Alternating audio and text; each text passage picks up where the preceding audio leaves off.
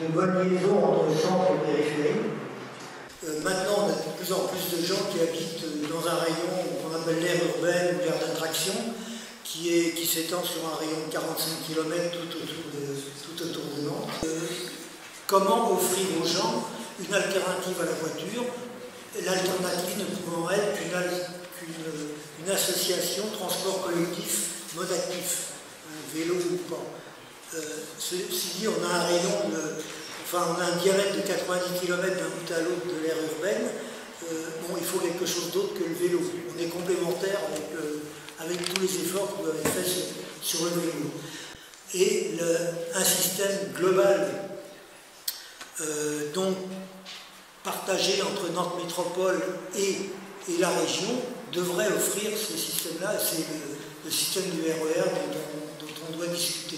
Le deuxième point, c'est qu'il faut absolument articuler ce RER avec les déplacements de l'agglo, avec la Sénitan.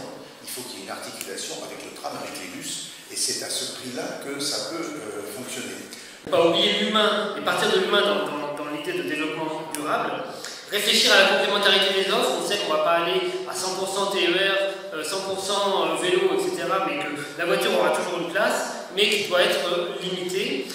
Le covoiturage doit être une des solutions, mais il ne doit pas venir en substitution d'une offre de transport collective insuffisante. C'est bien un complément parmi d'autres. Effectivement, le RER ne résout pas tous les problèmes, mais doit déjà en améliorer beaucoup. Déjà par le fait que tous les terminus de train ne seront pas dans la gare centrale de Nantes, mais que les trains traverseront. À ce moment-là, on peut multiplier les pôles de correspondance et d'échange et les possibilités de se connecter à d'autres réseaux. Les CERN, c'est le train du quotidien, en tout cas c'est ça dans les orientations et la définition telle qu'on l'a proposée, qu'on propose dans la proposition de loi qui sera normalement discutée donc lundi, même si un peu plus tard. Et j'avoue que de voir que le vice-président mobilité de la métropole n'est pas présent ce soir peut aussi paraître un signe plutôt décourageant. Pour autant, on a un collectif qui, et je vous remercie profondément d'organiser ce temps de débat et de présentation, puisque je pense qu'il faut pousser et continuer à pousser les pouvoirs publics, quels qu'ils soient, pour continuer à agir. Nous, avec Andy aussi, du côté national, on poussera bien évidemment le gouvernement à avoir des ambitions beaucoup bien supérieures. C'est dans le sens, là aussi, que dans le projet de loi de finances, nous avions notamment un amendement de 12 milliards supplémentaires sur le ferroviaire qui doit... mais il y a une question aussi de donner accès à la mobilité à toutes et tous. Tout le monde n'a pas non plus son permis en milieu rural. C'est 20% des femmes, par exemple, qui n'ont pas leur permis de conduire. Et donc c'est une inégalité par rapport à l'accès à la mobilité. Et donc on voit bien que le rail conjugue tous ces éléments avec bien sûr les questions de tarification. Tous les freins techniques que vous avez évoqués, l'évolution du réseau, on a effectivement entendu, ça va coûter très cher. Pour autant, est-ce que c'est pour ça qu'il faut diminuer l'ambition? En tout cas, ça donne l'impression d'y aller un peu à reculons.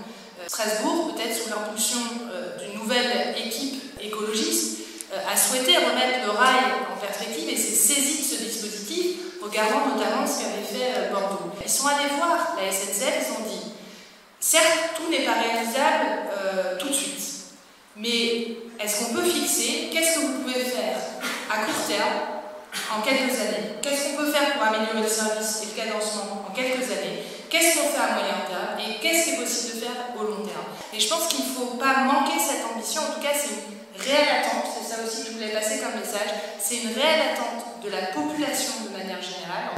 Notre défense à nous, pour Julie et moi, parce que c'est ça qui est très important pour nous en tant que parlementaires, c'est que l'État s'investisse sur ces questions et que la promesse de 100 milliards, ça ne soit pas un truc en l'air.